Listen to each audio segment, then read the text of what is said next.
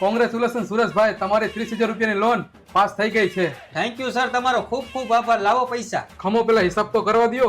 10% insurance કપા હે એટલે કે 3,000 રૂપિયા ઇન્સ્યોરન્સ ને પૈસા કપાય? કપાય તો ખરી ને ભાઈ. કાલ સવારે તમને કઈક થઈ જાય તો હા વાંધો નહીં, કાપી લ્યો. બીજા પૈસા લાવો. ઇન્સ્યોરન્સ નું 5% જીએસટી એટલે કે એના 1,500 રૂપિયા અલગથી કપા હે. એમાં જીએસટી કપાય? હા, હા વાંધો નહીં, વૈધા એટલા તો લાવો. 10% પ્રોસેસિંગ ફી એટલે કે 3,000 રૂપિયા એના પ્રોસેસિંગ ફી દેવી પડે? દેવી તો પડે ને ભાઈ. વાંધો નહીં, વૈધા એટલા તો લાવો. ખમો હજી હિસાબ બાકી છે. પ્રોસેસિંગ ફી ને 5% જીએસટી દેવું પડે એટલે એના 1,500 કાપવો પડશે. એનું 5% જીએસટી દેવાનું? દેવું જ પડે ને, એમ નો હાલે. હા વાંધો નહીં, હવે તો વૈધા હોય એટલા લાવો. 5,000 રૂપિયા ફાઇલ ચાર્જ ને કપા હે. શેનો ફાઇલ ચાર્જ? આ આપણે લોન કરી એનો ફાઇલ ચાર્જ. હા વાંધો નહીં, કાપી લ્યો. હવે તો પૈસા વૈધા હોય એટલા લાવો.